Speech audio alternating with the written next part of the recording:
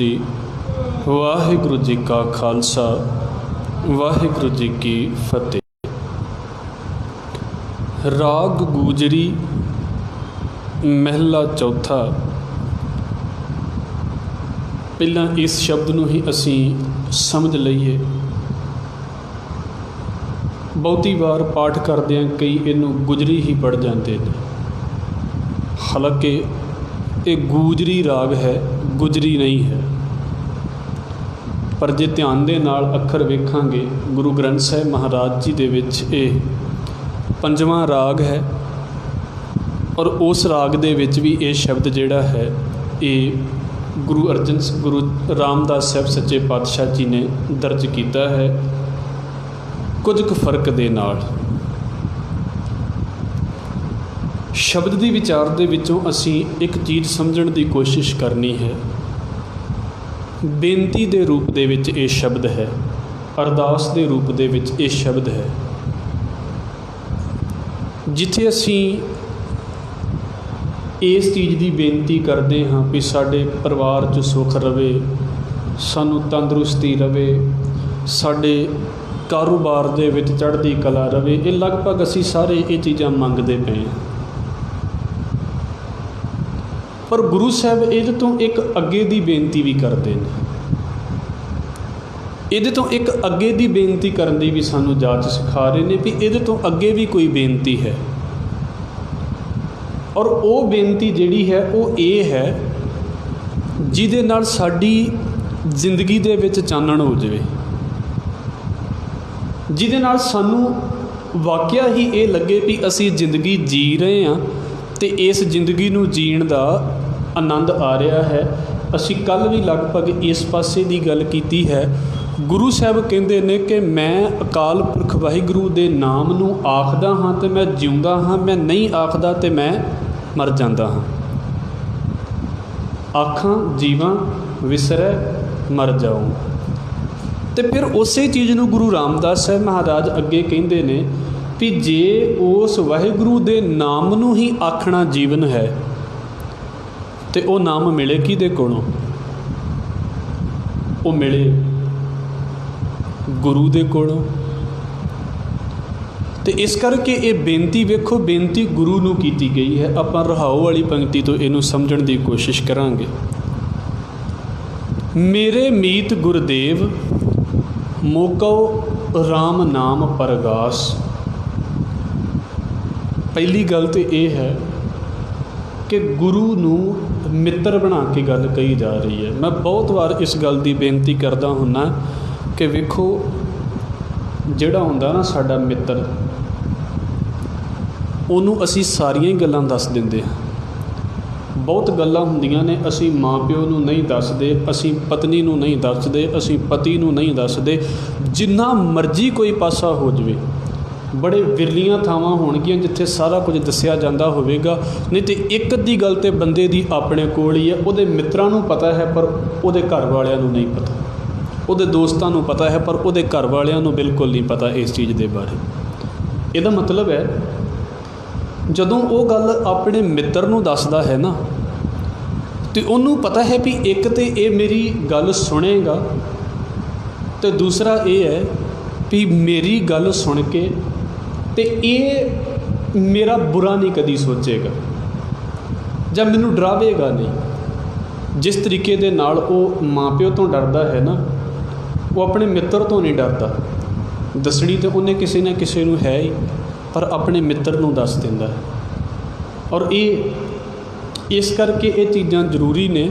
माँ प्यो भी बनया रहे पर अपने बच्चों के नाल उहदी मित्रता भी इदां दी होनी चाहिए है कि बच्चे नूं इस गल के बारे लगे भी मैं अपनी गल अपने पिता नूं जां अपनी माता नूं मैं दस जरूर सकदा हाँ। नहीं तो बहुतियां घरां दे विच बच्चे दसदे नहीं ने। जदों बाहरों गल्लां पता लगदियां ने फिर माँ प्यो नूं भी दुख हुंदा तो फिर जो हालात हुंदे ने बाहर वाला एक थोड़ा दसदा फिर एक दे नाल दो होर बना के दसदा।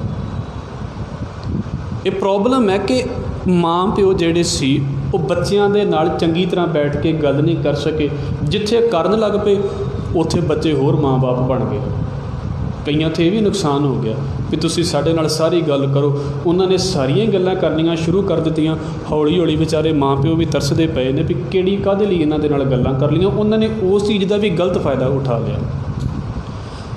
ਇਹ ਇੰਨਾ ਕੁ ਕਹਿਣ ਦਾ ਭਾਵ ਸਿਰਫ ਇਹ ਹੈ ਕਿ ਬੰਦਾ ਜਿੱਥੇ ਮਿੱਤਰਤਾ ਹੈ ਉੱਥੇ ਸਾਰੀ ਗੱਲ ਦੱਸ ਦਿੰਦਾ ਹੈ, ਭਾਵੇਂ ਹੋਵੇ ਚੰਗੀ ਅਤੇ ਭਾਵੇਂ ਹੋਵੇ ਮਾੜੀ।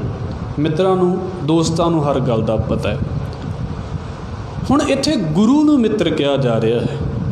ਇਹਦਾ ਮਤਲਬ ਇਹ ਹੈ ਵੀ ਜੇ ਉਹਨੂੰ ਮਿੱਤਰ ਬਣਾਇਆ ਜਾ ਰਿਹਾ ਤਾਂ ਫਿਰ ਉਹਨੂੰ ਸਾਰੀ ਗੱਲ ਦੱਸੀ ਜਾ ਰਹੀ ਹੈ, ਉਹਦੇ ਨਾਲ ਸਾਰੀ ਗੱਲ ਕੀਤੀ ਜਾ ਰਹੀ ਹੈ ਵੀ ਗੁਰੂ ਨਾਨਕ ਸਾਹਿਬ ਮਹਾਰਾਜ ਤੁਹਾਨੂੰ ਸਾਰੀ ਗੱਲ ਦਾ ਪਤਾ ਹੈ, ਸਤਿਗੁਰੂ ਗੁਰੂ ਗੋਬਿੰਦ ਸਿੰਘ ਮਹਾਰਾਜ ਤੁਹਾਨੂੰ ਸਾਰੀ ਗੱਲ ਦਾ ਪਤਾ ਹੈ। ਮੇਰੇ ਮੀਤ ਗੁਰਦੇਵ, ਇਹ ਮਿੱਤਰ ਗੁਰੂਦੇਵ ਜੇ ਮਿੱਤਰ ਬਣਾਇਆ ਤਾਂ ਇਹਦਾ ਮਤਲਬ ਫਿਰ ਆਪਣਾ ਲੱਗਦਾ ਪਿਆ ਹੈ। ਇਹ ਸ਼ਬਦ ਜਿਹੜੇ ਨੇ ਨਾ, ਇਹ ਸਿਰਫ ਕੀ ਇਹਦੀ ਮੈਂ ਵਿਆਖਿਆ ਵਾਰ-ਵਾਰ ਕਰ ਦੇਵਾਂਗਾ ਵੀ ਉਹ ਮੇਰੇ ਮਿੱਤਰ, ਉਹ ਮੇਰੇ ਮਿੱਤਰ। ਅਸਲ ਦੇ ਵਿੱਚ ਇਹਦਾ ਭਾਵ ਇਹ ਹੈ ਵੀ ਜਿੱਦਾਂ ਅਸੀਂ ਆਪਣੇ ਮਿੱਤਰਾਂ ਦੇ ਨਾਲ ਗੱਲ ਕਰਦੇ ਪਏ ਆ ਨਾ, ਉੱਦਾਂ ਇਹ ਗੱਲ ਗੁਰੂ ਰਾਮਦਾਸ ਸਾਹਿਬ ਮਹਾਰਾਜ ਜੀ ਕਹਿ ਰਹੇ ਨੇ ਸਾਨੂੰ ਕਹਿਣੀ ਅੱਜ ਵੀ। ਮੇਰੇ ਮੀਤ ਗੁਰਦੇਵ ਮੋਕਉ ਦਾ ਭਾਵ ਮੈਨੂੰ, ਰਾਮ ਨਾਮ ਪਰਗਾਸ, ਮੈਨੂੰ ਅਕਾਲ ਪੁਰਖ ਵਾਹਿਗੁਰੂ ਦਾ ਨਾਮ ਚਾਨਣ ਬਖਸ਼। ਮੈਨੂੰ ਇੱਦਾਂ ਦੀ ਜ਼ਿੰਦਗੀ ਬਖਸ਼ ਜਿਹਦੇ ਨਾਲ ਮੇਰੀ ਜ਼ਿੰਦਗੀ ਚੜ੍ਹਦੀ ਕਲਾ ਵਾਲੀ ਹੋ ਜਾਵੇ, ਜਿਹਦੇ ਨਾਲ ਮੇਰੀ ਜ਼ਿੰਦਗੀ ਚਾਨਣ ਵਾਲੀ ਹੋ ਜਾਵੇ। ਨਹੀਂ ਤਾਂ ਉਹ ਗੱਲ ਤਾਂ ਪਿੱਛੇ ਚੱਲਦੀ ਆ ਰਹੀ ਆ ਵੀ ਮੈਂ ਆਖਦਾ ਹਾਂ ਅਤੇ ਜਿਉਂਦਾ ਹਾਂ, ਨਹੀਂ ਆਖਦਾ ਤਾਂ ਮੈਂ ਮਰਦਾ ਪਿਆ ਹਾਂ, ਸਾਹ ਭਾਵੇਂ ਮੈਂ ਲਈ ਜਾ ਰਿਹਾ ਹਾਂ। ਇੱਕ ਸ਼ਬਦ ਵੇਖੀਏ, ਹਜ਼ੂਰ ਕਹਿੰਦੇ ਨੇ ਮਰਣੰ ਬਿਸਰਣੰ ਗੋਬਿੰਦਹ ਜੀਵਨੰ ਹਰ ਨਾਮ ਧਿਆਵਣੈ। ਉਹ ਭੁੱਲ ਗਿਆ ਅਤੇ ਮੌਤ ਹੈ, ਉਹ ਚੇਤੇ ਹੈ ਅਤੇ ਜੀਵਨ ਹੈ। ਅਤੇ ਫਿਰ ਗੁਰੂ ਸਾਹਿਬ ਕਹਿ ਰਹੇ ਨੇ ਗੁਰਮਤਿ ਨਾਮ ਮੇਰਾ ਪ੍ਰਾਨ ਸਖਾਈ। ਗੁਰੂ ਦੀ ਮੱਤ ਰਾਹੀਂ ਮਿਲਿਆ ਹੋਇਆ ਨਾਮ ਮੇਰੇ ਪ੍ਰਾਣਾਂ ਦਾ ਸਖਾਈ ਹੈ। ਸਖਾਈ ਦਾ ਮਤਲਬ ਸਖਾ, ਮਿੱਤਰ। ਗੁਰੂ ਦੀ ਮੱਤ ਰਾਹੀਂ ਜਿਹੜਾ ਨਾਮ ਮਿਲਿਆ ਹੈ, ਜਿਹੜਾ ਸ਼ਬਦ ਮਿਲਿਆ ਹੈ, ਜੋ ਸਿੱਖਿਆ ਮਿਲੀ ਹੈ ਨਾ, ਗੁਰੂ ਸਾਹਿਬ ਕਹਿੰਦੇ ਉਹ ਮੇਰੀ ਜ਼ਿੰਦਗੀ ਦਾ ਆਸਰਾ ਬਣ ਜਾਵੇ। ਗੁਰਮਤਿ ਨਾਮ ਮੇਰਾ ਪ੍ਰਾਣ ਸਖਾਈ, ਹਰ ਕੀਰਤ ਹਮਰੀ ਰਹਿਰਾਸ। ਰਹਿਰਾਸ ਦਾ ਮਤਲਬ ਵੈਸੇ ਹੈ ਇੱਥੇ ਰਾਹ ਦਾ ਅਰਥ ਕੀਤਾ ਜਾਂਦਾ ਹੈ ਰਸਤਾ, ਰਾਸ ਦਾ ਅਰਥ ਕੀਤਾ ਜਾਂਦਾ ਹੈ ਪੂੰਜੀ। ਜਿੱਦਾਂ ਕਿਸੇ ਨੇ ਦੁਕਾਨ ਖੋਲ੍ਹਣੀ ਹੋਵੇ ਤੁਸੀਂ ਕਹਿੰਦੇ ਵੀ ਕਿੰਨੀ ਰਾਸ ਪਾਈ ਹੈ, ਕਿੰਨਾ ਸਮਾਨ ਪਾਇਆ ਜਾਂਦਾ। ਰਾਸ ਦਾ ਮਤਲਬ ਹੁੰਦਾ ਹੈ ਪੂੰਜੀ। ਰਹਿਰਾਸ ਦਾ ਮਤਲਬ ਹੈ ਜਿੱਦਾਂ ਕਿਸੇ ਨੇ ਆਪਣੇ ਘਰ ਤੋਂ ਕਿਤੇ ਦੂਰ ਜਾਣਾ ਹੋਵੇ ਅਤੇ ਕੁਝ ਜੇਬ ਖਰਚ ਲੈ ਕੇ ਜਾ ਰਿਹਾ ਹੈ ਵੀ ਇੰਨਾ ਕੁ ਮੇਰਾ ਜਿਹੜਾ ਹੈ ਇਹਦੇ ਨਾਲ ਸਰ ਜਾਵੇਗਾ ਇੰਨੇ ਪੈਸੇ ਦੇ ਨਾਲ। ਗੁਰੂ ਸਾਹਿਬ ਕਹਿ ਰਹੇ ਨੇ ਇਹ ਮਿੱਤਰ ਗੁਰਦੇਵ, ਇੱਕ ਤਾਂ ਮੈਨੂੰ ਨਾਮ ਚਾਨਣ ਬਖਸ਼ਿਸ਼ ਕਰ। ਸਾਡੀ ਅਰਦਾਸ ਆ ਵੀ ਹੋਣੀ ਚਾਹੀਦੀ ਹੈ ਜਿੱਥੇ ਅਸੀਂ ਬਾਕੀ ਚੀਜ਼ਾਂ ਮੰਗਦੇ ਪਏ ਹਾਂ। ਅਤੇ ਨਾਲ ਗੁਰੂ ਸਾਹਿਬ ਕਹਿੰਦੇ ਨੇ ਵੀ ਗੁਰੂ ਦੀ ਮੱਤ ਜਿਹੜੀ ਹੈ, ਗੁਰੂ ਦੀ ਸਿੱਖਿਆ ਜਿਹੜੀ ਹੈ, ਉਹ ਮੇਰੀ ਜ਼ਿੰਦਗੀ ਦਾ ਆਸਰਾ ਬਣ ਜਾਵੇ, ਮੇਰੇ ਸਾਹਾਂ ਦਾ ਆਸਰਾ ਬਣ ਜਾਵੇ ਅਤੇ ਵਾਹਿਗੁਰੂ ਦੇ ਨਾਮ ਦੀ ਕੀਰਤੀ ਮੇਰੀ ਜ਼ਿੰਦਗੀ ਦੀ ਪੂੰਜੀ ਬਣ ਜਾਵੇ। ਮਤਲਬ ਜਿੱਦਾਂ ਅਸੀਂ ਜਿੱਥੇ ਜਿੱਥੇ ਜਾਂਦੇ ਹਾਂ ਉੱਥੇ ਉੱਥੇ ਕਰੰਸੀ ਖਰਚਦੇ ਰਹਿੰਦੇ ਹਾਂ ਨਾ, ਇਹ ਜਿੰਨੀ ਮੈਂ ਜ਼ਿੰਦਗੀ ਜੀਣੀ ਆ ਨਾ, ਮੈਂ ਤੇਰੇ ਨਾਮ ਦੀ ਪੂੰਜੀ ਆਪਣੇ ਅੰਦਰ ਇਕੱਠੀ ਕਰਦਾ ਰਹਾਂ ਅਤੇ ਬਸ ਇਹਨੂੰ ਹੀ ਵਰਤਾਂ, ਇਹਨੂੰ ਹੀ ਵਰਤਾਂ। ਇਹਦਾ ਮਤਲਬ ਇਹ ਨਹੀਂ ਹੈ ਵੀ ਉਹਨੂੰ ਪੈਸੇ ਦੀ ਲੋੜ ਨਹੀਂ ਹੈ, ਪਰ ਇੱਥੇ ਉਹ ਹੁਣ ਸਬਜੈਕਟ ਨਹੀਂ ਚੱਲਦਾ ਪਿਆ, ਇੱਥੇ ਆਤਮਿਕ ਜੀਵਨ ਦੀ ਗੱਲ ਚੱਲਦੀ ਪਈ ਹੈ। ਬਾਹਰ ਦੀ ਜ਼ਿੰਦਗੀ ਦੇ ਵਿੱਚ ਪੈਸੇ ਦੀ ਵੀ ਲੋੜ ਹੈ, ਬਾਹਰ ਦੀ ਜ਼ਿੰਦਗੀ ਦੇ ਵਿੱਚ ਇਹਨਾਂ ਸਾਰੀਆਂ ਚੀਜ਼ਾਂ ਦੀ ਲੋੜ ਹੈ, ਪਰ ਆਤਮਿਕ ਜ਼ਿੰਦਗੀ ਦੇ ਵਿੱਚ ਕੇਵਲ ਅਤੇ ਕੇਵਲ ਇੱਕ ਚੀਜ਼ ਦੀ ਲੋੜ ਹੈ ਜਿਹਨੂੰ ਸਤਿਗੁਰੂ ਕਹਿੰਦੇ ਉਹ ਹੈ ਚਾਨਣ, ਜਿਹਨੂੰ ਸਤਿਗੁਰੂ ਕਹਿ ਰਹੇ ਨੇ ਉਹ ਹੈ ਨਾਮ। ਅਤੇ ਸ਼ਾਇਦ ਇਹ ਵਿਸ਼ਾ ਥੋੜ੍ਹਾ ਜਿਹਾ ਵੱਖਰਾ ਹੋਵੇਗਾ ਪਰ ਇਹਨੂੰ ਸਮਝਣ ਦੀ ਕੋਸ਼ਿਸ਼ ਕਰੀਏ।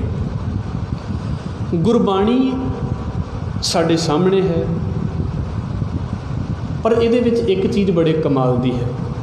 ਇਹਨਾਂ ਦੋ ਤਿੰਨ ਚੀਜ਼ਾਂ ਇਕੱਠੀਆਂ ਹੋ ਜਾਂਦੀਆਂ ਨੇ, ਇੱਕ ਅਸੀਂ, ਸਾਡਾ ਅੰਦਰ ਅਤੇ ਫਿਰ ਬਾਣੀ। ਇਹ ਦੋ ਚੀਜ਼ਾਂ ਲਾ ਲਓ ਤੁਸੀਂ ਕਿ ਇਹ ਇਕੱਠੀਆਂ ਹੋ ਗਈਆਂ।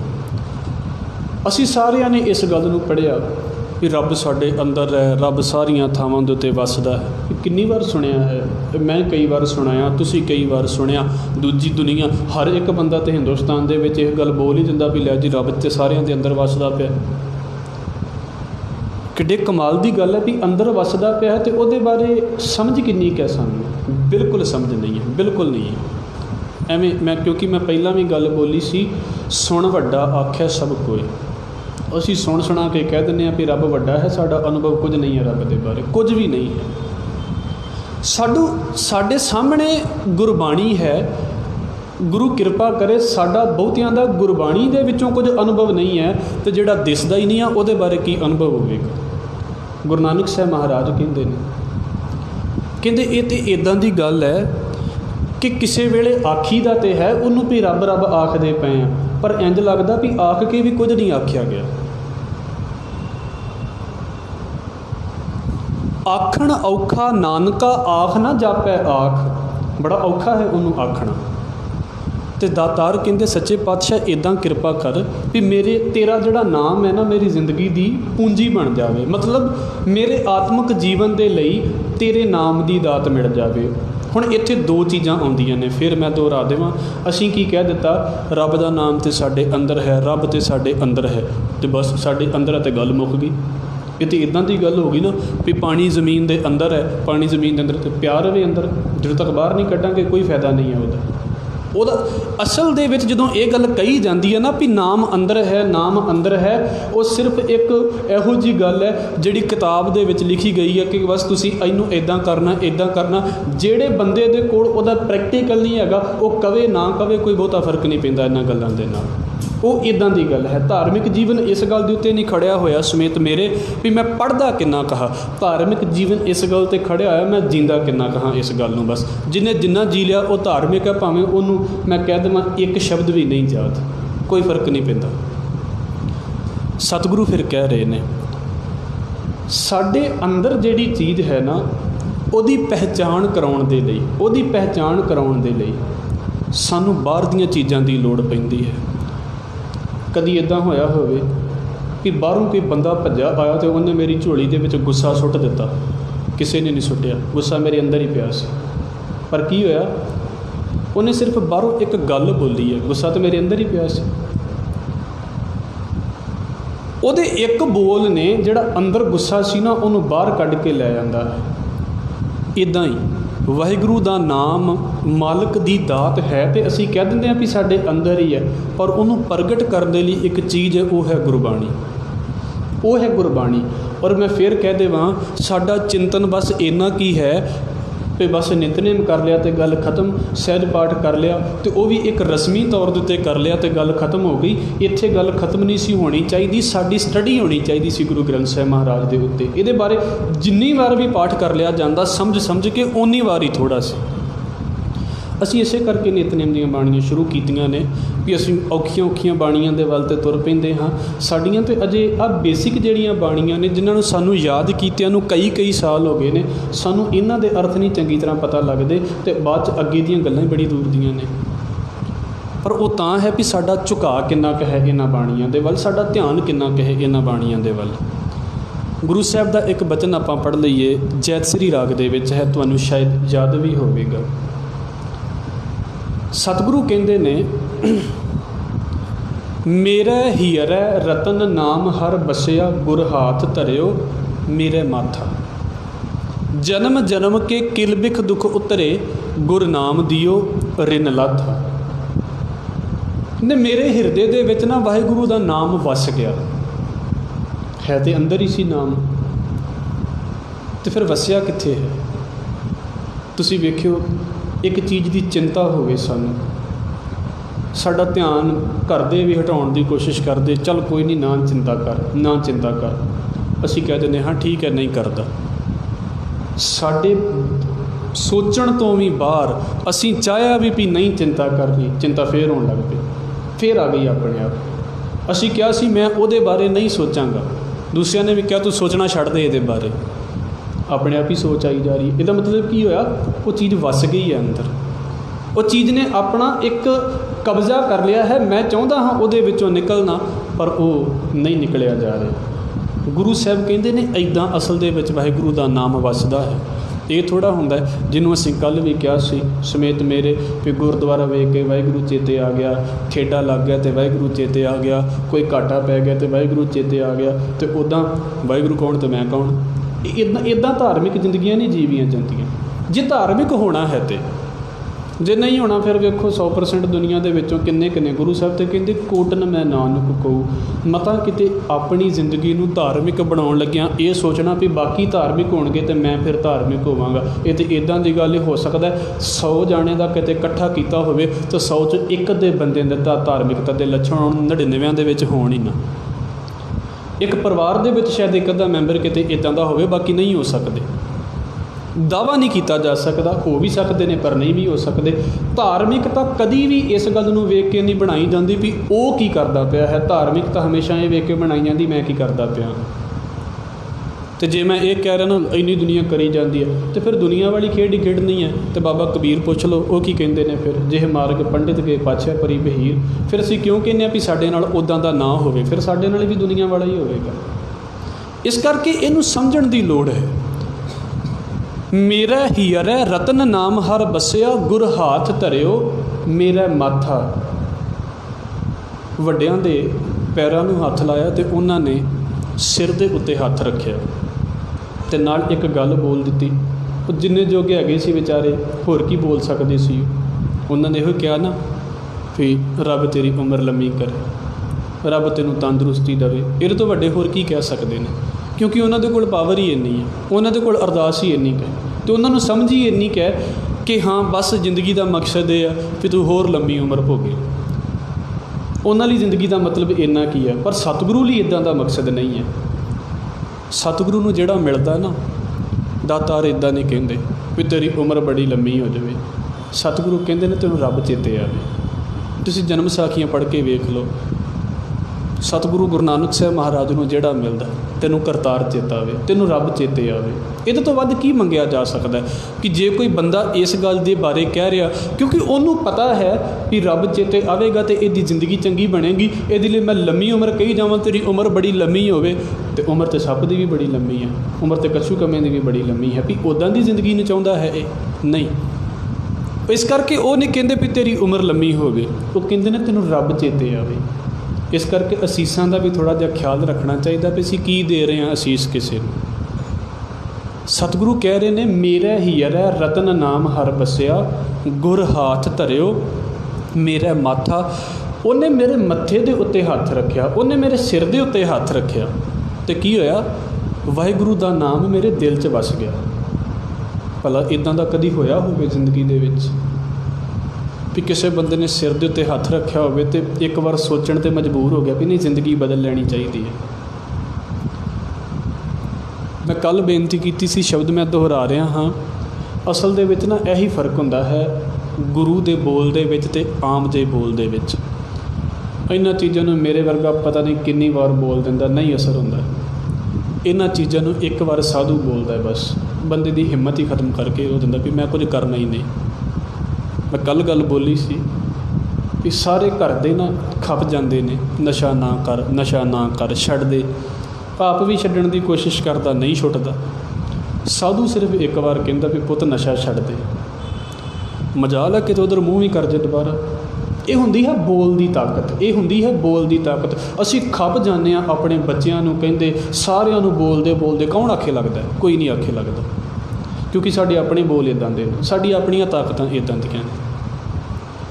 ਇੱਕ ਮੈਂ ਗੱਲ ਆਪ ਜੀ ਦੇ ਅੱਗੇ ਰੱਖ ਦੇਵਾਂ, ਇਹਨੂੰ ਗੁਰੂ ਵਾਲੇ ਪਾਸੇ ਤੋਂ ਨਾ ਰੱਖ ਦੇਣਾ, ਪਰ ਦਾਤਾਰ ਨੇ ਸਿੱਖ ਵੀ ਇੱਦਾਂ ਦੇ ਪੈਦਾ ਕੀਤੇ ਨੇ ਕਿ ਜੇ ਕਿਸੇ ਨੂੰ ਇੱਕ ਬੋਲ ਬੋਲਦੇ ਨੇ ਨਾ, ਇੱਕ ਬੋਲ ਬੋਲਣ ਦੇ ਨਾਲ ਡਾਇਰੈਕਸ਼ਨ ਚੇਂਜ ਕਰ ਦਿੱਤੀ ਜ਼ਿੰਦਗੀ ਦੀ। ਚਲੋ ਇਹ ਗੱਲ ਸੁਣੀ ਵੀ ਹੈ ਆਪ ਜੀ ਨੇ, ਪਰ ਮੈਂ ਫਿਰ ਦੁਹਰਾ ਰਿਹਾ। ਸਤਿਗੁਰੂ ਕਹਿ ਰਹੇ ਨੇ ਮੇਰਾ ਹੀਅਰੈ ਰਤਨ ਨਾਮ ਹਰ ਬਸਿਆ, ਗੁਰ ਹਾਥ ਧਰਿਓ ਮੇਰਾ ਮਾਥਾ। ਜਿੱਥੇ ਗੁਰੂ ਸਾਹਿਬ ਕਹਿ ਰਹੇ ਨੇ ਨਾ ਮੋਕੋ ਰਾਮ ਨਾਮ ਪ੍ਰਗਾਸ, ਵੀ ਮੈਨੂੰ ਮਾਲਕ ਦਾ ਜਿਹੜਾ ਨਾਮ ਹੈ ਨਾ ਉਹ ਮੇਰੇ ਅੰਦਰ ਪ੍ਰਗਟ ਕਰ। ਅਤੇ ਉਹ ਹੈ ਕੀ ਚੀਜ਼ ਹੈ ਵੀ ਜਿਹਨੂੰ ਗੁਰੂ ਸਾਹਿਬ ਕਹਿ ਰਹੇ ਨੇ ਮੰਗ। ਜੋ ਮੈਨੂੰ ਸਮਝ ਆਈ ਮੈਂ ਆਪ ਜੀ ਦੇ ਅੱਗੇ ਰੱਖ ਦੇਵਾਂ। ਤੁਸੀਂ ਸ਼ਾਇਦ ਪ੍ਰੋਫੈਸਰ ਪੂਰਨ ਸਿੰਘ ਦੇ ਬਾਰੇ ਸੁਣਿਆ ਹੋਵੇਗਾ। ਥੋੜ੍ਹੇ ਦਿਨ ਪਹਿਲਾਂ ਅਸੀਂ ਭਗਤ ਪੂਰਨ ਸਿੰਘ ਦੇ ਬਾਰੇ ਗੱਲ ਕੀਤੀ ਸੀ। ਇਹ ਪ੍ਰੋਫੈਸਰ ਪੂਰਨ ਸਿੰਘ ਨੇ, ਇਹ 1900 ਈਸਵੀ ਜੋ ਪਿੱਛੇ ਲੰਘ ਕੇ ਗਈ ਹੈ, ਲਗਭਗ ਅੱਜ ਤੋਂ 120 ਸਾਲ ਪਹਿਲਾਂ ਇਹ ਜਾਪਾਨ ਪੜ੍ਹਨ ਦੇ ਲਈ ਗਏ। ਔਰ ਕੁਝ ਬੰਦੇ ਇੱਦਾਂ ਦੇ ਹੁੰਦੇ ਨੇ, ਉਹ ਜਿਹੜਾ ਕੰਮ ਕਰਦੇ ਨੇ ਉਹਦੇ ਵਿੱਚ ਪੈ ਕੇ ਕਰਦੇ ਨੇ, ਉੱਤੋਂ ਨਹੀਂ ਕਰਦੇ। ਉਹ ਵਾਕਿਆ ਹੀ ਉਸ ਕੰਮ ਨੂੰ ਆਪਣੀ ਜ਼ਿੰਦਗੀ, ਆਪਣਾ ਟਾਈਮ ਦਿੰਦੇ ਨੇ। ਇਹ ਉੱਥੇ ਗਏ ਅਤੇ ਉੱਥੇ ਜਾ ਕੇ ਇਹਨਾਂ ਨੇ ਜਾਪਾਨ ਦੇ ਵਿੱਚ ਬੁੱਧ ਧਰਮ ਦੀ ਸਟੱਡੀ ਕੀਤੀ। ਉਹਦਾ ਸਟੱਡੀ ਦਾ ਅਸਰ ਹੋਇਆ ਅਤੇ ਇਹ ਜਿਹੜੇ ਨੇ ਇਹ ਬੋਧੀ ਬਣ ਗਏ। ਸਿੱਖ ਪਰਿਵਾਰ 'ਚ ਜਨਮ ਹੋਇਆ ਸੀ, ਕੇਸ ਵੀ ਕਟਾ ਲਏ, ਬੋਧੀ ਬਣ ਗਏ। ਔਰ ਇੱਦਾਂ ਦੇ ਬੋਧੀ ਬਣੇ, ਇਹ ਨਹੀਂ ਵੀ ਬਸ ਜਿੱਦਾਂ ਦੇ ਅੱਜ ਕੱਲ੍ਹ ਦੇ ਧਰਮ ਹੀ ਹੁੰਦੇ ਆ ਵੀ ਇੱਕ ਥਾਂ ਤੋਂ ਲੰਘੇ ਅਤੇ ਇਹ ਵੀ ਨਾ ਨਾਰਾਜ਼ ਹੋ ਜਾਵੇ, ਦੂਜੇ ਤੋਂ ਲੰਘੇ ਅਤੇ ਉਹ ਵੀ ਨਾ ਨਾਰਾਜ਼ ਹੋਵੇ। ਜੇ ਪੜ੍ਹਿਆ ਕੁਝ ਨਹੀਂ ਧਰਮ ਦੇ ਬਾਰੇ, ਪੜ੍ਹਿਆ ਕੁਝ ਨਹੀਂ, ਉਹ ਬੰਦਾ ਸਮਝ ਕੇ ਅਤੇ ਪੜ੍ਹ ਕੇ ਬਣਿਆ ਸੀ। ਔਰ ਕਹਿੰਦੇ ਇੱਦਾਂ ਦਾ ਹੈ, ਮੈਂ ਪੜ੍ਹਦਾ ਪਿਆ ਸੀ ਉਹਨਾਂ ਦੇ ਬਾਰੇ, ਕਹਿੰਦੇ ਵੀ ਇੰਨਾ ਜ਼ਿਆਦਾ ਪਿਆਰ ਉਹਨਾਂ ਨੇ ਉਸ ਟਾਈਮ ਦੇ ਉੱਤੇ ਮਹਾਤਮਾ ਬੁੱਧ ਦੇ ਨਾਲ ਕੀਤਾ ਹੈ ਨਾ, ਕਿ ਚੈਰੀ ਦੇ ਜਿਹੜੇ ਦਰਖਤ ਸੀ ਉਹਨਾਂ ਨੂੰ ਉਹਦੇ ਵਿੱਚੋਂ ਵੀ ਬੁੱਧ ਨਜ਼ਰ ਆਉਂਦਾ ਸੀ ਵੀ ਇਹ ਵੀ ਮਹਾਤਮਾ ਬੁੱਧ ਹੈ। ਕਿਸ ਲੈਵਲ ਦੇ ਉੱਤੇ ਜਾ ਕੇ ਬੰਦੇ ਨੇ ਬੁੱਧ ਧਰਮ ਜੁਆਇਨ ਕੀਤਾ ਹੋਵੇਗਾ। ਅਤੇ ਵੇਖੋ ਉਹਨਾਂ ਦੇ ਜੀਵਨ ਤੋਂ, ਇਹ ਸਿਰਫ ਬੜੇ ਥੋੜ੍ਹੇ ਜਿਹੇ ਟਾਈਮ ਦੀ ਗੱਲ ਹੈ, ਮੈਂ ਅੱਗੇ ਜਾ ਕੇ ਕਰਾਂਗਾ। ਇਹ ਬਹੁਤਾ ਲੰਮਾ ਸਮਾਂ ਨਹੀਂ ਵੀ ਕਿਤੇ 20-25 ਸਾਲ ਲੱਗੇ ਨੇ, ਨਹੀਂ, ਇਹ 1-1.5 ਸਾਲ ਦੀ ਗੱਲ ਹੈ। ਬਸ 1-1.5 ਸਾਲ 'ਚ ਹੀ ਇੰਨਾ ਕੁਝ ਹੋ ਗਿਆ। ਅਤੇ ਉੱਥੇ ਵਾਪਰਿਆ ਕਿ ਉਹਨਾਂ ਨੂੰ ਇੱਕ ਜਿਹੜਾ ਬੋਧੀ ਭਿਕਸ਼ੂ ਹੈ ਉਹ ਕਹਿੰਦਾ ਕਿ ਤੁਸੀਂ ਇੱਕ ਡੇਰਾ ਕਹਿ ਲਈਏ ਜਾਂ ਉਹਨਾਂ ਦਾ ਜਿਹੜਾ ਧਾਰਮਿਕ ਸਥਾਨ ਹੈ, ਤੁਸੀਂ ਇਹਦਾ ਚਾਰਜ ਸੰਭਾਲ ਲਓ, ਤੁਹਾਡੀ ਜ਼ਿੰਦਗੀ ਬੜੇ ਕਮਾਲ ਦੀ ਹੈ। ਇਹ ਬੰਦਾ ਬੇਪਰਵਾਹ ਸੀ, ਕਹਿੰਦਾ ਨਹੀਂ ਮੈਨੂੰ ਇਹ ਚੀਜ਼ਾਂ ਨਹੀਂ ਚਾਹੀਦੀਆਂ। ਇਹਨੇ ਨਹੀਂ ਗਿਆ ਉੱਧਰ। ਇਹ ਉੱਥੇ ਬੈਠੇ ਆਫਿਸ 'ਚ ਕੰਮ ਕਰਦੇ ਪਏ ਨੇ ਅਤੇ ਇਹਨਾਂ ਨੂੰ ਸਵਾਮੀ ਰਾਮ ਤੀਰਥ ਮਿਲ ਗਏ। ਹੁਣ ਸਵਾਮੀ ਰਾਮ ਤੀਰਥ ਜਿਹੜੇ ਸੀ ਉਹ ਸੰਨਿਆਸੀ ਸੀ, ਬੋਧ ਤੋਂ ਬਿਲਕੁਲ ਉਲਟ। ਉਹਨਾਂ ਦੇ ਨਾਲ ਇਹਨਾਂ ਦੀ ਮੀਟਿੰਗ ਹੋਣੀ, ਗੱਲਬਾਤ ਹੋਣੀ, ਅਤੇ ਗੱਲਬਾਤ ਹੁੰਦਿਆਂ ਇਹਨਾਂ ਨੇ ਬੋਧ ਛੱਡ ਕੇ ਅਤੇ ਸੰਨਿਆਸ ਅਪਣਾ ਲਿਆ। ਔਰ ਇੱਦਾਂ ਦਾ ਨਹੀਂ ਵੀ ਕਹਿ ਦਈਏ ਵੀ ਬਸ ਰਾਤੋਂ ਰਾਤ ਧਰਮ ਛੁੱਟ ਜਾਂਦਾ ਹੈ। ਅੰਦਰ ਬੜੇ ਡੂੰਘੇ ਖਿਆਲ, ਪਰ ਸੰਨਿਆਸ ਦੇ ਵਿੱਚ ਕੁਝ ਗੱਲ ਉਹਨਾਂ ਨੂੰ ਨਜ਼ਰ ਆਈ, ਉਹਨਾਂ ਨੇ ਸੰਨਿਆਸ ਧਾਰਨ ਕਰ ਲਿਆ। ਵਾਪਸ ਆਪਣੇ ਘਰ ਜਦੋਂ 1904 ਦੇ ਵਿੱਚ ਆਏ, 1900 ਦੇ ਵਿੱਚ ਗਏ ਸੀ। ਇਹ 4 ਸਾਲਾਂ ਦੇ ਵਿੱਚ ਬੰਦੇ ਨੇ 2 ਫਿਲਾਸਫੀਆਂ ਜੀ ਕੇ ਵੇਖ ਲਈਆਂ ਵੀ ਹਾਂ ਆਹ ਗੱਲ ਇੱਦਾਂ ਹੈ। ਐਵੇਂ ਕਹਿਣ ਦੀ ਗੱਲ ਨਹੀਂ, ਉਹਨੇ ਵਾਕਿਆ ਜੀ ਕੇ ਵੇਖੀਆਂ, ਬੜੇ ਦਿਲ ਤੋਂ ਸਮਝ ਕੇ ਵੇਖੀਆਂ। ਸਾਡੇ ਲਈ ਧਰਮ, ਅਸੀਂ ਦੂਸਰਿਆਂ ਨੂੰ ਕਹਿ ਦਿੰਦੇ ਹਾਂ ਜੀ ਸਿੱਖ ਧਰਮ ਬੜਾ ਉੱਚਾ ਹੈ, ਮੈਨੂੰ ਮਾफ़ ਕਰ ਦਿਓ, ਅਸੀਂ ਆਪਣੇ ਧਰਮ ਦੇ ਬਾਰੇ ਕੁਝ ਪੜ੍ਹਿਆ ਹੀ ਨਹੀਂ, ਕੁਝ ਨਹੀਂ ਪੜ੍ਹਿਆ ਅਸੀਂ ਆਪਣੇ ਧਰਮ ਦੇ ਬਾਰੇ। ਅਸੀਂ ਕਹਿ ਦਿੰਦੇ ਹਾਂ ਸਾਡਾ ਗੁਰੂ ਸ਼ਬਦ ਹੈ, ਕਿੰਨੇ ਕੁ ਸਹਿਜ ਪਾਠ ਕਰ ਲਏ ਨੇ ਜ਼ਿੰਦਗੀ ਦੇ ਵਿੱਚ ਅਸੀਂ, ਅਤੇ ਜੇ ਕਰ ਵੀ ਲਏ ਨੇ ਤਾਂ ਸਿਰਫ ਪਾਠ ਪੂਜਾ ਦੇ ਵਾਂਗੂ ਕੀਤੇ ਨੇ, ਸਮਝ ਵਾਲੇ ਪਾਸੇ ਤੋਂ ਨਹੀਂ ਕੀਤੇ ਵੀ ਗੁਰੂ ਸਾਹਿਬ ਕਿਹੜੀ ਜੀਵਨ ਦੀ ਗੱਲ ਕਰਦੇ ਪਏ ਨੇ। ਅਜੇ ਤਾਂ ਆਹ ਗੱਲਾਂ ਹੀ ਬੜੀ ਦੂਰ ਦੀਆਂ ਨੇ। 1904 ਦੇ ਵਿੱਚ ਵਾਪਸ ਆ ਗਏ। ਚਲੋ ਕਿਸੇ ਵੀ ਤਰੀਕੇ ਦੇ ਨਾਲ ਪਿਆਂ ਨੇ ਬਚਨ ਲੈ ਕੇ ਵਾਪਸ ਫਿਰ ਪਰਿਵਾਰ ਦੇ ਵਿੱਚ ਪਵਾ ਦਿੱਤਾ। ਉਹ ਵੀ ਬੰਦਾ ਮੰਨ ਗਿਆ ਕਿ ਠੀਕ ਹੈ ਮੈਂ ਪਰਿਵਾਰ ਦੇ ਵਿੱਚ ਬੈਠ ਜਾਂਦਾ ਹਾਂ। 1912 ਦੇ ਵਿੱਚ ਸਿਆਲਕੋਟ ਦੇ ਵਿੱਚ ਸਿੱਖ ਕਾਨਫਰੰਸ ਹੋ ਰਹੀ ਹੈ।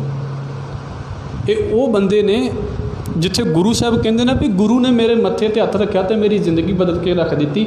ਉਹ ਸਿੱਖ ਇੱਦਾਂ ਦੇ ਹੁੰਦੇ ਨੇ, ਉਹ ਕਿਸੇ ਦੇ ਨਾਲ ਗੱਲ ਕਰਦੇ ਨੇ ਅਤੇ ਜ਼ਿੰਦਗੀਆਂ ਬਦਲ ਕੇ ਰੱਖ ਦਿੰਦੇ ਨੇ। ਪਤਾ ਨਹੀਂ ਸਾਡੇ ਵਿੱਚ ਨਾ ਤਾਂ ਉਹੋ ਜਿਹਾ ਬਣਨ ਦੀ ਤਾਕਤ ਹੈ ਅਤੇ ਨਾ ਅਸੀਂ ਉਹੋ ਜਿਹੇ ਲੱਭਣ ਦੀ ਕੋਸ਼ਿਸ਼ ਕਰਦੇ ਪਏ।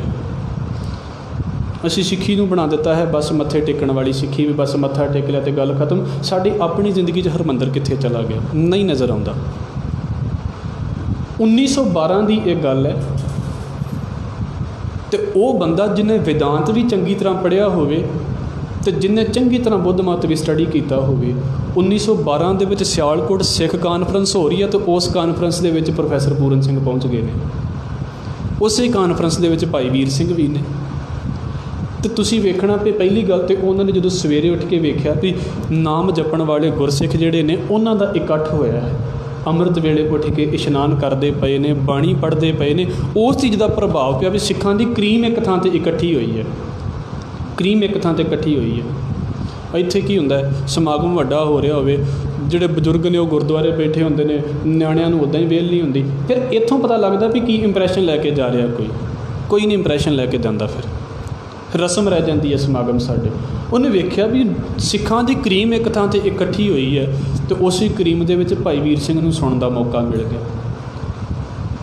ਔਰ ਬੰਦ ਕਮਰੇ ਦੇ ਵਿੱਚ 6 ਘੰਟੇ ਦੋਵਾਂ ਦੀ ਮੀਟਿੰਗ ਹੁੰਦੀ ਰਹੀ, ਦੋਵਾਂ ਦੀ ਗੱਲਬਾਤ ਹੁੰਦੀ ਰਹੀ। ਕੀ ਗੱਲਬਾਤ ਹੁੰਦੀ ਰਹੀ ਅਜੇ ਮੈਨੂੰ ਨਹੀਂ ਪਤਾ, ਪਰ ਉਹਨਾਂ 6 ਘੰਟਿਆਂ ਦੀ ਗੱਲਬਾਤ ਨੇ ਇੰਨਾ ਅਸਰ ਕੀਤਾ। ਪ੍ਰੋਫੈਸਰ ਪੂਰਨ ਸਿੰਘ ਜਿਹੜੇ ਸੀ ਉਹ ਅੰਮ੍ਰਿਤ ਛਕਣ ਦੇ ਲਈ ਤਿਆਰ ਹੋ ਗਏ ਸੀ। ਤੁਸੀਂ ਇਹ ਸੋਚੋ ਭਾਈ ਵੀਰ ਸਿੰਘ ਦਾ ਜੀਵਨ ਕਿੱਥੇ ਹੋਵੇਗਾ।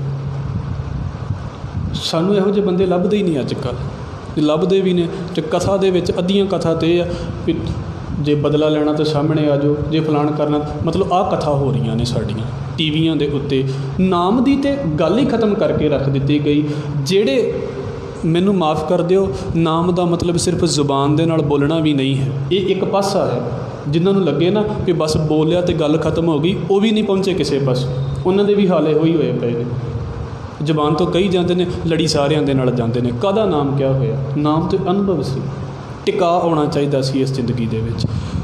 ਘੱਟੋ ਘੱਟ ਬੰਦਾ ਉਸ ਚੀਜ਼ ਨੂੰ ਜਪ ਕੇ, ਉਸ ਚੀਜ਼ ਨੂੰ ਪੜ੍ਹ ਕੇ, ਅਤੇ ਮੈਂ ਕਹਿੰਦਾ ਹਾਂ ਅੱਗੇ ਜਾਣ ਦੀ ਤਾਂ ਗੱਲ ਹੀ ਬੜੀ ਦੂਰ ਦੀ ਹੈ। ਭਾਈ ਵੀਰ ਸਿੰਘ ਵਰਗਾ ਹੀ ਕਿਤੇ ਜ਼ਿੰਦਗੀ ਦੇ ਵਿੱਚ ਥੋੜ੍ਹਾ ਬਹੁਤਾ ਇੱਕ ਅੱਧਾ ਗੁਰਸਿੱਖ ਜ਼ਿੰਦਗੀ 'ਚ ਆ ਜਾਂਦਾ ਅਤੇ ਸਾਡੀ ਗੱਲ ਹੋਰ ਬਣ ਜਾਂਦੀ। ਦਾਤਾਰ ਕਹਿੰਦੇ ਨੇ, ਉਹਨੇ ਮੇਰੇ ਮੱਥੇ ਦੇ ਉੱਤੇ ਹੱਥ ਰੱਖਿਆ ਹੈ, ਬਸ ਮੇਰੀ ਜ਼ਿੰਦਗੀ ਬਦਲ ਕੇ ਰੱਖ ਦਿੱਤੀ ਹੈ। ਇਹਨੂੰ ਮੱਥੇ 'ਤੇ ਹੱਥ ਰੱਖਣਾ ਕਰਮ ਕਾਂਡੀ ਨਾ ਸਮਝ ਲਿਓ ਵੀ ਬਸ ਇੱਦਾਂ ਹੱਥ ਰੱਖਿਆ ਅਤੇ ਗੱਲ ਬਣ ਗਈ। ਨਹੀਂ, ਉਹਨਾਂ ਦੀ ਜ਼ਿੰਦਗੀ 'ਚ ਇੰਨੀ ਤਾਕਤ ਹੈ ਵੀ ਉਹ ਜਦੋਂ ਤਾਕਤ ਦੇ ਨਾਲ ਕੋਈ ਇੱਕ ਗੱਲ ਕਹਿੰਦੇ ਨੇ, ਜ਼ਿੰਦਗੀਆਂ ਬਦਲੀਆਂ ਜਾਂਦੀਆਂ ਨੇ। ਇਸ ਕਰਕੇ ਗੁਰੂ ਸਾਹਿਬ ਕਹਿੰਦੇ, ਵਾਹਿਗੁਰੂ ਕਿਰਪਾ ਕਰ ਮੈਨੂੰ ਨਾਮ ਦੀ ਦਾਤ ਦੇ। ਬਾਕੀ ਚੀਜ਼ਾਂ ਤਾਂ ਹੈ ਨੇ ਜ਼ਿੰਦਗੀ ਦੇ ਵਿੱਚ, ਅਸੀਂ ਮੰਗਦੇ ਵੀ ਬੜੀ ਵਾਰ ਪਏ ਹਾਂ। ਇਹ ਮੰਗਾਂਗੇ ਤਾਂ ਗੁਰੂ ਸਾਹਿਬ ਕਹਿੰਦੇ ਮੰਗ ਕਦੀ ਮੁੱਕ ਹੀ ਨਹੀਂ ਸਕਦੀ। ਇੱਕ ਨਾਮ ਮੰਗ ਲਵਾਂਗੇ, ਜ਼ਿੰਦਗੀ 'ਚ ਸਕੂਨ ਆ ਜਾਵੇਗਾ। ਮੇਰੇ ਮੀਤ ਗੁਰਦੇਵ, ਇਹ ਮੇਰੇ ਮਿੱਤਰ ਗੁਰਦੇਵ, ਕਿਰਪਾ ਕਰ ਮੋਕੋ ਰਾਮ ਨਾਮ ਪ੍ਰਗਾਸ। ਮਾਲਕ ਦੇ ਨਾਮ ਦਾ ਚਾਨਣ ਮੇਰੀ ਜ਼ਿੰਦਗੀ 'ਚ ਲੈ ਕੇ ਆ। ਮੇਰੀ ਜ਼ਿੰਦਗੀ ਦੇ ਵਿੱਚ ਇੱਦਾਂ ਦਾ ਚਾਨਣ ਹੋਵੇ। ਕਿੱਦਾਂ ਦਾ ਚਾਨਣ? ਵੀ ਇਹ ਨਾ ਹੋਵੇ ਕੋਈ ਕਰਮ ਕਾਂਡਾਂ ਦੇ ਵਿੱਚ ਲੈ ਕੇ ਮੈਨੂੰ ਤੁਰਦਾ ਫਿਰਦਾ ਪਿਆ ਹੈ। ਕਿੱਦਾਂ ਦਾ ਚਾਨਣ? ਵੀ ਹਾਂ ਵਾਕਿਆ ਮੈਨੂੰ ਲੱਗਿਆ ਵੀ ਮੈਂ ਅੰਦਰ ਤੋਂ ਪ੍ਰਫੁੱਲਿਤ ਹਾਂ, ਮੈਂ ਅੰਦਰ ਤੋਂ ਖੁਸ਼ ਹਾਂ। ਤੁਸੀਂ ਸ਼ਾਇਦ ਇਸ ਗੱਲ ਨੂੰ ਸਮਝਦੇ ਹੋਵੋਗੇ, ਜਿੱਦਾਂ ਸਾਨੂੰ ਕੋਈ ਗੱਲ ਪਤਾ ਲੱਗ ਜਾਵੇ, ਮੈਨੂੰ ਹੁਣ ਕੋਈ ਗੱਲ ਚੇਤੇ ਆ ਜਾਵੇ, ਜਾਂ ਕਿਤੇ ਬੈਠਿਆਂ ਹੋਇਆਂ ਗੱਲ ਕੋਈ ਚੇਤੇ ਆ ਗਈ, ਪਰ ਮੈਂ ਉਹ ਗੱਲ ਕਿਸੇ ਨਾਲ ਕਰਨੀ ਨਾ ਹੋਵੇ, ਅਤੇ ਕੀ ਹੁੰਦਾ ਫਿਰ? ਮੈਂ ਅੰਦਰ ਉਸ ਗੱਲ ਨੂੰ ਰੋਕਣ ਦੀ ਕੋਸ਼ਿਸ਼ ਕਰਦਾ ਪਿਆ ਹਾਂ ਵੀ ਇਹ ਗੱਲ ਕਿਸੇ ਨਾਲ ਕਰਨੀ ਨਹੀਂ ਹੈ, ਪਰ ਉਹ ਗੱਲ ਜੇ ਮੂੰਹ ਤੋਂ ਨਹੀਂ ਨਾ ਨਿਕਲੇਗੀ, ਉਹ ਮੇਰੀਆਂ ਅੱਖਾਂ ਤੋਂ ਨਿਕਲੇਗੀ, ਉਹ ਮੇਰੇ ਚਿਹਰੇ ਤੋਂ ਨਿਕਲਣੀ ਸ਼ੁਰੂ ਕਰ ਦੇਵੇਗੀ। ਬੰਦਾ ਵੇਖ ਕੇ ਕਹਿ ਦੇਵੇਗਾ ਵੀ ਤੇਰੇ ਦਿਲ ਦੇ ਵਿੱਚ ਤਾਂ ਕੁਝ ਹੈ, ਤੂੰ ਬੋਲਦਾ ਕਿਉਂ ਨਹੀਂ? ਇੱਦਾਂ ਕੀ ਬਸ ਸਮਝ ਲੈਣਾ। ਹੋਰ ਇਹਦੇ ਤੋਂ ਵੱਧ ਮੈਂ ਕੀ ਕਹਿ ਸਕਦਾ ਹਾਂ? ਉਹਨਾਂ ਬੰਦਿਆਂ ਦੇ ਹਰ ਅੰਗ ਦੇ ਵਿੱਚ ਮਾਲਕ ਦਾ ਨਾਮ ਹੈ, ਹਰ ਅੰਗ ਦੇ ਵਿੱਚ। ਜਿੱਥੇ ਵੇਖੋਗੇ ਉੱਥੇ ਚੜ੍ਹਦੀ ਕਲਾ ਹੈ, ਜਿੱਧਰ ਵੇਖੋਗੇ ਉੱਥੇ ਹੀ ਚੜ੍ਹਦੀ ਕਲਾ। ਸਤਿਗੁਰੂ ਕਹਿ ਰਹੇ ਨੇ, ਮੇਰੇ ਮੀਤ ਗੁਰਦੇਵ ਮੋਕੋ ਰਾਮ ਨਾਮ ਪ੍ਰਗਾਸ। ਗੁਰਮਤਿ ਨਾਮ ਮੇਰਾ ਪ੍ਰਾਣ ਸਖਾਈ। ਗੁਰੂ ਦੀ ਮੱਤ ਰਾਹੀਂ ਦਿੱਤਾ ਹੋਇਆ ਨਾਮ ਮੇਰੇ ਪ੍ਰਾਣਾਂ ਦਾ ਸਖਾਈ ਬਣ ਜਾਵੇ, ਮੇਰੇ ਪ੍ਰਾਣਾਂ ਦਾ ਸਖਾ ਬਣ ਜਾਵੇ। ਹੁਣ ਗੁਰਮਤਿ ਵੀ ਜ਼ਰੂਰੀ ਹੈ। ਮੈਂ ਕਹੀ ਜਾਵਾਂ ਨਾਮ ਜਪੀ ਜਾਓ, ਪਰ ਜੇ ਨਾਮ ਗੁਰਮਤਿ ਦੇ ਵਿੱਚ ਨਹੀਂ ਨਾ ਜਪਿਆ ਜਾ ਰਿਹਾ ਤਾਂ ਫਿਰ ਦਿੱਕਤ ਹੈ। ਜਿੱਦਾਂ ਕਈ ਤੁਸੀਂ ਵੇਖੋ, ਜਿੱਦਾਂ ਸਾਡੀ ਕੌਮ ਦੇ ਵਿੱਚ ਨਾ ਵਿਧੀਆਂ ਬੜੀਆਂ ਪ੍ਰਚਲਿਤ ਹੋ ਗਈਆਂ ਨੇ। ਕਿੱਦਾਂ ਜਪਣਾ ਜੀ? ਆਹ ਸ਼ਾਹ ਰੁਕ ਕੇ ਜਪੋ, ਆਹ ਇੱਦਾਂ ਕਰਕੇ ਜਪੋ, ਆਹ ਪਾਠ ਜਿਹੜਾ ਹੈ ਜਦੋਂ ਇਹ ਸ਼ੁਰੂ ਕਰਨਾ ਫਿਰ ਤੁਸੀਂ ਉੱਠਣਾ ਨਹੀਂ ਹੈ, ਆਹ ਪਾਠ ਤੁਸੀਂ ਇੱਕ ਲੱਤ, ਤੁਸੀਂ ਕਿਤੇ ਪੜ੍ਹ ਕੇ ਵੇਖੋ ਕੀ ਹਾਲ ਬਣਾ ਕੇ ਰੱਖ ਦਿੱਤਾ ਇਹਨਾਂ ਨੇ। ਦਾਤਾਰ ਕਹਿੰਦੇ ਨੇ ਗੁਰਮਤਿ ਨਹੀਂ ਹੈ, ਪੜ੍ਹੀ ਜਾ ਰਹੇ ਨੇ, ਗੁਰਮਤਿ ਤੋਂ ਬਿਨਾਂ ਪੜ੍ਹੀ ਜਾ ਰਹੇ ਨੇ, ਅਤੇ ਫਿਰ ਕੀ ਬਣੇਗਾ? ਕੁਝ ਨਹੀਂ ਬਣਦਾ ਜ਼ਿੰਦਗੀ ਦੇ ਵਿੱਚ। ਗੁਰਮਤਿ ਨਾਮ ਮੇਰਾ ਪ੍ਰਾਣ ਸਖਾਈ। ਹਰ ਕੀਰਤ ਹਮਰੀ ਰਹਿਰਾਸ। ਮਾਲਕ ਦਾ ਨਾਮ ਮੇਰੀ ਜ਼ਿੰਦਗੀ ਦੀ ਪੂੰਜੀ ਬਣ ਜਾਵੇ। ਵੈਸੇ ਇੱਥੋਂ ਵੀ ਇਸ ਬਾਣੀ ਦਾ ਨਾਮ ਰਹਿਰਾਸ ਸਾਹਿਬ ਬਣਿਆ ਹੈ। ਅਸੀਂ ਰਹਿਰਾਸ ਕਹਿ ਦਿੰਦੇ ਹਾਂ ਨਾ ਵੀ ਰਹਿਰਾਸ ਦਾ ਪਾਠ ਕੀਤਾ, ਅਸਲ ਦੇ ਵਿੱਚ ਬਾਣੀ ਸੋਧਰ ਹੀ ਹੈ, ਪਰ ਇੱਥੋਂ ਵੇਖ ਕੇ ਹਮਰੀ ਰਹਿਰਾਸ ਤੋਂ ਸ਼ਾਇਦ ਇਹ ਨਾਮ ਰਹਿਰਾਸ ਸਾਹਿਬ ਪ੍ਰਚਲਿਤ ਹੋ ਗਿਆ। ਭਾਈ ਗੁਰਦਾਸ ਸਾਹਿਬ ਨੇ ਇਹਦਾ ਨਾਮ ਸੋਧਰ ਹੀ ਵਰਤਿਆ ਹੈ। ਹੁਣ ਅਸੀਂ ਸ਼ਬਦ ਦੀ ਵਿਆਖਿਆ ਨੂੰ ਸਮਝੀਏ।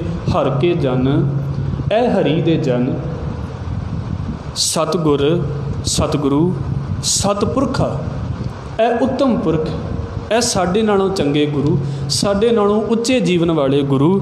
ਬਿਨੋ ਕਰੋ ਗੁਰ ਪਾਸ। ਮੈਂ ਇੱਕ ਬੇਨਤੀ ਇਹ ਗੁਰੂ ਤੇਰੇ ਪਾਸ ਕਰਦਾ ਪਿਆ ਹਾਂ, ਤੇਰੇ ਕੋਲ ਬੇਨਤੀ ਕਰਦਾ ਪਿਆ ਹਾਂ। ਕਿਹੜੀ? ਹਮ ਕੀੜੇ ਕਿਰਮ। ਅਸੀਂ ਤਾਂ ਮਾੜੇ ਜਿਹੇ ਕੀੜੇ ਹਾਂ। ਕਿਰਮ ਪਤਾ ਕੀ ਹੁੰਦੇ ਨੇ? ਤੁਸੀਂ ਸ਼ਾਇਦ ਇਸ ਗੱਲ ਨੂੰ ਸੋਚਿਆ ਹੋਵੇ। ਗੰਦਗੀ ਦੇ ਵਿੱਚ ਜਿਹੜੇ ਛੋਟੇ ਛੋਟੇ ਜਿਹੇ ਕੀੜੇ ਪੈ ਜਾਂਦੇ ਨੇ ਨਾ, ਉਹਨਾਂ ਨੂੰ ਕਿਹਾ ਜਾਂਦਾ ਕਿਰਮ। ਛੋਟੇ ਛੋਟੇ ਕੀੜੇ ਜਿਨ੍ਹਾਂ ਦੀ ਮਤਲਬ ਇਹਨਾਂ ਅੱਖਾਂ ਦੇ ਨਾਲ ਵੀ ਨਹੀਂ ਕਿਤੇ ਨਜ਼ਰ ਆਉਂਦੇ, ਅਸੀਂ ਉਹ ਹਾਂ। ਤੇਰੇ ਮੁਕਾਬਲੇ 'ਤੇ ਕੀ ਹਾਂ ਅਸੀਂ? ਹਮ ਕੀੜੇ ਕਿਰਮ, ਛੋਟੇ ਕੀੜੇ ਜਿਹੇ ਵਰਗੀ ਹਾਲਤ ਹੈ। ਸਤਿਗੁਰ ਸ਼ਰਨ ਆਈ, ਪਰ ਇਹ ਸਤਿਗੁਰੂ ਤੇਰੀ ਸ਼ਰਨ ਦੇ ਵਿੱਚ ਆ ਗਏ। ਕੀ ਕਰ? ਕਰ ਦਇਆ ਨਾਮ ਪ੍ਰਗਾਸ। ਮਿਹਰ ਕਰ, ਦਇਆ ਕਰ ਇਹਨਾਂ ਕੀੜਿਆਂ ਦੇ ਉੱਤੇ, ਅਤੇ ਇਹਨਾਂ ਨੂੰ ਕਿਤੇ ਨਾਮ ਦੀ ਦਾਤ ਬਖਸ਼ ਦੇ। ਇਹਨਾਂ ਨੂੰ ਨਾਮ ਦਾ ਚਾਨਣ ਬਖਸ਼ ਦੇ, ਵੀ ਨਾਮ ਹੈ ਕਿ ਇਹਨਾਂ ਨੂੰ ਕਿਤੇ ਸਮਝ ਆ ਜਾਵੇ। ਕਰ ਦਇਆ ਨਾਮ ਪ੍ਰਗਾਸ ਕੇ। ਤੇ ਆ ਵੀ ਬੇਨਤੀ ਕਰ ਲੈਣੀ ਚਾਹੀਦੀ ਹੈ ਕਿ ਸਤਿਗੁਰੂ ਜਿਹੜਾ ਜੀਵਨ ਤੁਸੀਂ ਜੀਣਾ ਚਾਹੁੰਦੇ ਹੋ, ਮੈਨੂੰ ਉਹ ਜੀਣ ਦੀ ਜਾਚ ਵੀ ਆ ਜਾਵੇ, ਮੈਨੂੰ ਤੁਸੀਂ ਦਿਖਾਓ ਰਸਤਾ। ਮੇਰੇ ਮੀਤ ਗੁਰਦੇਵ ਮੋਕਉ ਰਾਮ ਨਾਮ ਪ੍ਰਗਾਸ, ਗੁਰਮਤਿ ਨਾਮ ਮੇਰਾ ਪ੍ਰਾਣ ਸਖਾਈ, ਹਰ ਕੀਰਤ ਹਮਰੀ ਰਹਿਰਾਸ ਰਹਾਓ, ਹਰ ਜਨ ਕੇ ਵਡਭਾਗ ਵਡੇਰੇ। ਕਹਿੰਦੇ ਉਹਨਾਂ ਰੱਬ ਦੇ ਪਿਆਰਿਆਂ ਦੇ ਭਾਗ ਬੜੇ ਵੱਡੇ ਨੇ। ਕਿਹਨਾਂ ਦੇ? ਜਿਨ ਹਰ ਹਰ ਸ਼ਰਧਾ ਹਰ ਪਿਆਸ, ਜਿਨ੍ਹਾਂ ਨੂੰ ਮਾਲਕ ਦੇ ਨਾਮ ਦੇ ਵਿੱਚ ਸ਼ਰਧਾ ਵੀ ਹੈ ਤੇ ਫਿਰ ਪਿਆਸ ਵੀ ਹੈ। ਪਿਆਸ ਨਹੀਂ ਹੋਵੇਗੀ, ਉਹਦੇ ਸਾਹਮਣੇ ਜਿੰਨਾ ਮਰਜ਼ੀ ਪਾਣੀ ਰੱਖ ਦਿਓ ਉਹ ਪੀਵੇਗਾ ਹੀ ਨਹੀਂ। ਇਕੱਲੀ ਸ਼ਰਧਾ ਵੀ ਜਿਹੜੀ ਹੈ, ਜੇ ਗਿਆਨ ਤੋਂ ਬਾਅਦ ਦੇ ਵਿੱਚ ਹੋ ਰਹੀ ਹੈ ਤੇ ਫਿਰ ਅਗਿਆਨਤਾ ਵਾਲੇ ਪਾਸੇ ਲੈ ਜਾਂਦੀ ਹੈ। ਸ਼ਰਧਾ ਵੀ ਜ਼ਰੂਰੀ ਹੈ ਪਰ ਨਾਲ ਪਿਆਸ ਵੀ ਜ਼ਰੂਰੀ ਹੈ। ਮੈਂ ਕਈ ਜਮਾਂ ਬੜੀ ਸ਼ਰਧਾ ਹੈ ਪਰ ਪਾਠ ਕਰਨ ਨੂੰ ਕਦੀ ਦਿਲ ਨਾ ਕਰੇ, ਉਹ ਫਿਰ ਕਿੱਦਾਂ ਦੀ ਸ਼ਰਧਾ ਹੋਵੇਗੀ? ਹਰ ਸ਼ਰਧਾ ਹਰ ਪਿਆਸ, ਹਰ ਹਰ ਨਾਮ ਮਿਲੈ ਤ੍ਰਿਪਤਾਸੈ ਹੈ। ਜਦੋਂ ਮਾਲਕ ਦਾ ਨਾਮ ਉਹਨਾਂ ਨੂੰ ਮਿਲਦਾ ਹੈ ਨਾ, ਉਹ ਰੱਜਦੇ ਨੇ। ਮਤਲਬ ਉਹਨਾਂ ਨੂੰ ਲੱਗਦਾ ਵੀ ਘਾਟਾ ਪੈ ਗਿਆ, ਅੱਜ ਮੈਂ ਰਹਿਰਾਸ ਦਾ ਪਾਠ ਨਹੀਂ ਕੀਤਾ, ਘਾਟਾ ਪੈ ਗਿਆ ਅੱਜ ਮੈਂ ਗੁਰਦੁਆਰੇ ਨਹੀਂ ਗਿਆ, ਘਾਟਾ ਪੈ ਗਿਆ ਅੱਜ ਮੈਂ ਜਪਜੀ ਸਾਹਿਬ ਦਾ ਪਾਠ ਨਹੀਂ ਕੀਤਾ, ਅੱਜ ਮੈਂ ਨਿਤਨੇਮ ਨਹੀਂ ਕੀਤਾ। ਇੱਦਾਂ ਦੀ ਜ਼ਿੰਦਗੀ ਲੱਗਦੀ ਹੈ ਉਹਨਾਂ ਨੂੰ। ਬਾਬਾ ਫਰੀਦ ਕਹਿੰਦੇ ਧੰਨ ਨੇ ਉਹ ਲੋਕ ਜਿਨ੍ਹਾਂ ਦਾ ਕਦੀ ਇਸ ਪਾਸੇ ਧਿਆਨ ਹੀ ਨਹੀਂ ਜਾਂਦਾ। ਮੇਰਾ ਤਾਂ ਕਿਤੇ ਇੱਕ ਵਾਰ ਧਿਆਨ ਇੱਧਰੋਂ ਪਰੇ ਹੋਵੇ ਤੇ ਮੇਰਾ ਮਰਨ ਹੋ ਜਾਂਦਾ।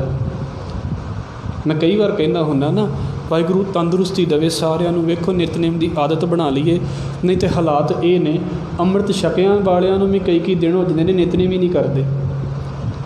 ਤੇ ਫਿਰ ਜੋ ਮਰਜ਼ੀ ਧਰਮ ਦੀਆਂ ਗੱਲਾਂ ਕਰੀ ਜਾਓ, ਕਿਹੜਾ ਟਾਈਮ ਰਹਿਰਾਸ ਦਾ ਲੰਘ ਗਿਆ ਕੋਈ ਨਹੀਂ ਪਤਾ, ਕਿਹੜੇ ਟਾਈਮ ਜਪਜੀ ਸਾਹਿਬ ਕਰਨਾ ਸੀ ਚੇਤਾ ਹੀ ਨਹੀਂ, ਤੇ ਕੀ ਕਰਦੇ ਪਏ ਹਾਂ।